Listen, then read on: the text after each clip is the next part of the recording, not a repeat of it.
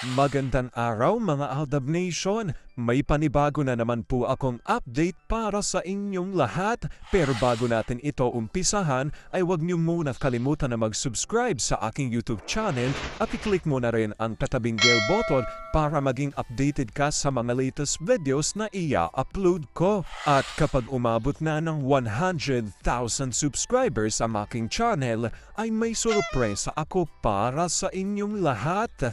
Alam kong excited na kayo kaya naman ngayon, umpisahan na natin ang ating kwentuhan. Ang pag-uusapan natin ngayong araw na ito kung saan ang Maychard, panahon na para ibalik sila sa showbiz. Ito nga raw ang pangako ng Maychard na hinding-hindi malilimutan ng maraming tao. Ang tanong, kailan nga ba ang tamang panahon at ang Maychard ay magbabalik pa nga ba sa telebisyon? Gaano ito katotoo at may sapat nga bang ebidensya ang makakapagpatunay rito? Well, yan ang ating aalamin at pag-uusapan ngayong araw na ito. Alam kong super excited na kayong malaman niyan kaya naman wag na natin patagalin pa. Una na nga muna ay galing sa tweet ni Vampire 2019 at ayon sa kanya, anong year ba itong Aldab anniversary? Ang saya lang noon, ang daming tao. Sinira ng mga gahamang Duviera at GMA ang tambalang Aldab. Nagkasanga-sanga na. Pumasok ang ABS, pumasok ang TVJ, all out ang pagsali ng mga Mendoza, natapalan ng pera. Sa umpisa pa lang, kasali na sina Alden at Meng. No choice sila.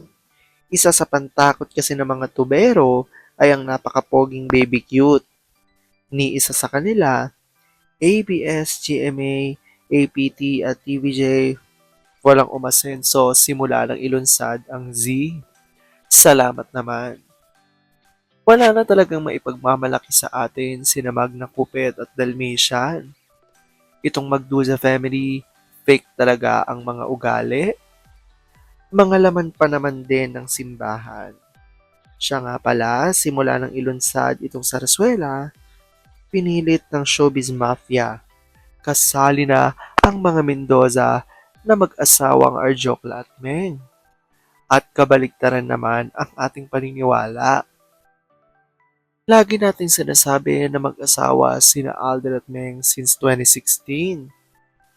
Kung hindi totoong paniniwala natin, sana'y kinasuhan na nila tayo ng defamation. That's why itong mga Sarsuelistas, ginagawang idiot ang mga sarili. Dahil dito, ito nag-reaction ng ilan sa Aldab Nation, sabi ni Olive Kanayama, perfectly said. Wala isa man sa mga sumira sa tambalang Aldab ang umasenso. Lahat ay bumulusok ang tubyera, lahat ng APT, ang ABS, wala na, sarado na. TVJ ang show nila na Eat Now, Tae Na. All out ang Mendoza family. Nasa na kayo? Mga ZOGC, ginaba na. There's no business like show business full of monkey business. Perang umiiral. Money is evil. Walang respetuhan, puro gamitan. Ala ng mga credibility. Puro greedy, puno ng kasinungalingan. Illusion nila, kinasal si bakla, at wannabe main. Bago nga natin ituloy ang ating kwentuhan, ibibitinin ko muna kayo ng kaunting-kaunti lamang.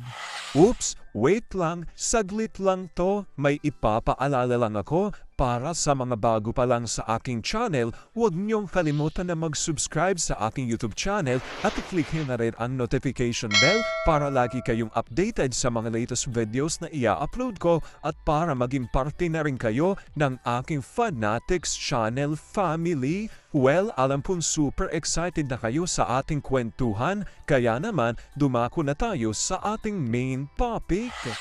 Gaano nga ba katotoo na ang Maychard, panahon na para ibalik sila sa showbiz? Ito nga raw ang pangako ng Maychard na hinding-hindi malilimutan ng maraming tao. Tamang panahon na nga ba At may pag-asa pa nga bang magbalik telebisyon na sina Alden at Meng? Gaano ito katotoo at may sapat niya bang ebidensya makakapagpatunay rito? Ganyan ang ating aalamin at pag-uusapan ngayong araw na ito. Alam ko super excited na kayong malaman yan, kaya naman wag na natin patagalin pa. Unang-una na nga, itong ating babalikan ay galing sa tweet ni Chuling at Darla. Panalo Nation ng TBADN. Aba, matagal na. Ilang beses nang umami ng Machard Aldab. Dinidinay lang nila para pagkakitaan ng phenomenal couple. Nangyari ng kasabihang, kung anong ginawa mo sa kapwa mo ay babalik sa'yo. Ayan, sinisira nyo kami. Kayong umaani ng pagkasira now. Meron po kami mga TBADN na kampante sa Machard at naghahantay sa kanilang pagbabalik. Sabi naman ni Marites Rem at Melba de la Peña, gawa na lang sana ng reality show na ala Kardashians. Tsak, babalik ang kinang ng Machard, Aldab. Balik din ang endorsements, basta sila na ang magpapatakbo. Huwag nang magpapakontrol sa mga traditional na showbiz agency. Sabi tao sa Aldab Love Team na may account sa IG, kung kayo'y bibitaw, huwag kayong magsalita ng di maganda. Exit na lang kayo at natatahimik. Kung aamin sila Machard to the near future, huwag kayong babalik. Yun lang. Bye! At ito nga, ang tweet galing kay Olive Canayam at ayon sa kanya, from RFJ to his NDMF, Ocean.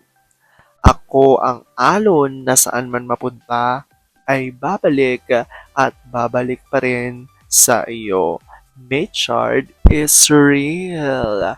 Ayan nga, Hope. At makikita naman natin na nireminis nga natin yung ilan sa mga tweets noon, lalo na nung mga kasagsagan na meron pang sarsuela na nangyayari dito nga sa Aldab or sa Machard. So kung mapapansin nyo, talagang noon pa man, na year 2021, 22, 23, 24, 25, at nung mga nakaraang taon pa, talagang isa sa inaasahan nila in the near future ay ang pag-amin nga raw ng Machard at ang pagbabalik nga nila telebisyon. Ngunit hanggang ngayon nga, marami sa atin naghihintay pa rin patungkol dito. Ngunit sabi nga dito sa ating binasa, meron nga daw isa sa dapat tayong panghawakan. Nakita naman natin na mayroong binitawang salita noon, di ba, ang Machard, especially si Alden, na ayon dito ay, ako ang alon na babalik at babalik pa rin sa iyo. Which is true, di ba? Dahil ngayon nga, ginugunita pa rin ng maraming Aldab Nation ang anniversary ng Aldab. At ngayon nga, itong buwan na ito, ito ang buwan kung saan nagsimula, di ba? Ang Aldab. Kaya naman, nire-reminis ng ilan sa lahat ang mga masasayang memories ng Aldab dito sa Kalye Serye at sa Eat Bulaga. Kaya naman, ang tanging hiling ng maraming mga ADN ay patuloy nga lang daw kumapit ang mga natitira pang mga Aldab Nation at panghawakan ng sinabing kami ang alon na babalik at babalik sa inyo. Alam ko dahil dito marami pa rin sa inyo mas lalo ngayong kumakapit at naninindigan na Aldab Machard is real. Maraming salamat sa panonood mga Aldab Nation. Ingat!